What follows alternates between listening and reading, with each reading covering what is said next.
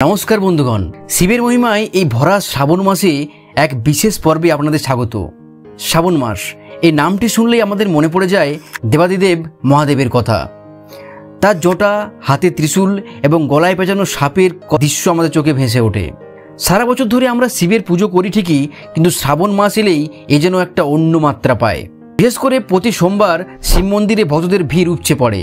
কিন্তু আপনারা কি কখনো ভেবে দেখেছেন কেন শ্রাবণ মাস মহাদেবের এত প্রিয় বা প্রতি সোমবার তার পুজো করা হয়?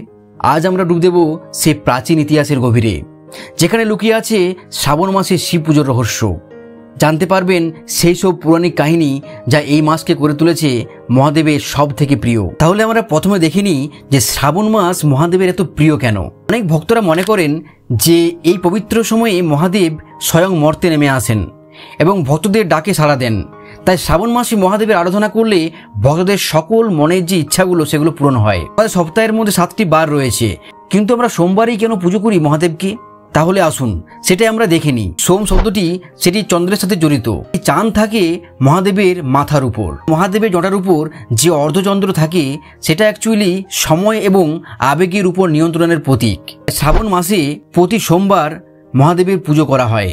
ভক্তরা মনে করেন যে শ্রাবণ মাসের সোমবারগুলিতে যদি নিষ্ঠা ভরে উপবাস রেখে শিব পুজো করা হয় তাহলে মনে শান্তি আসে, এতে মানসিক চাপ কমতে সাহায্য করে। ওদের বিশ্বাস যে শ্রাবণ মাসের সোমবারে ভক্তি ভরে যদি পুজো করা হয় তবে সব আন্তরিক ইচ্ছা পূর্ণ হয়। এইসব মেয়েদের বিয়ে হয়নি ভালো স্বামী পাওয়ার জন্য ব্রত পালন করে, আর বিবাহিত মহিলারা তারা স্বামী দীর্ঘায়ু এবং সুখী দাম্পত্যের জন্য পুজো করে থাকেন। কিন্তু শ্রাবণ মাসে শিব পুজোর পেছনে রয়েছে বেশ কিছু গুরুত্বপূর্ণ পৌরাণিক কাহিনী। সেগুলি আজ একবার দেখে নিই। সব থেকে প্রচলিত এবং গুরুত্বপূর্ণ যে গল্পটি রয়েছে সেটি হলো সমুদ্র মন্থন।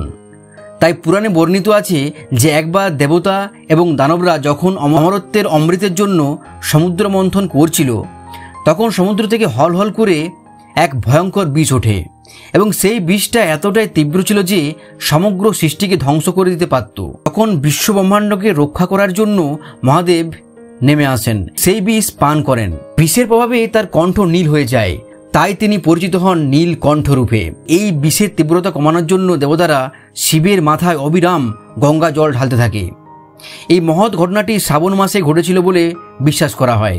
এই কারণে শ্রাবণ মাসে শিবের মাথায় জল ঢালা হয়। এছাড়াও দ্বিতীয় কাহিনীটি হলো যে দেবী পার্বতীর তপস্যা। দেবী সতী দেহ ত্যাগ করার পর হিমালয় রাজ্যের রাজকন্যা পার্বতী রূপে জন্মগ্রহণ করেন। মহাদেবকে প্রতিরূপে পাওয়ার জন্য তিনি কঠোর তপস্যা শুরু করেন। কঠোর তপস্যা তিনি শ্রাবণ মাস জুড়েই করেছিলেন বলে বিশ্বাস করা হয়। আর এই নিষ্ঠাপূর্ণ তপস্যায় প্রসন্ন হয়ে মহাদেব ইচ্ছা পূরণ করে, তাদের মিলন ঘটে। তাই এই মাসকে শিব পার্বতীর মাসও বলা হয়ে থাকে। এছাড়াও 3 নম্বর কাহিনীটি হলো যে মার্কেন্ডীয় নামে একজন ঋষি ছিলেন যিনি অকালে মৃত্যুর মুখোমুখি হয়েছিলেন। তাই তিনি মৃত্যুকে পরাজিত করার জন্য তিনি শিবের উপাসনা করেন।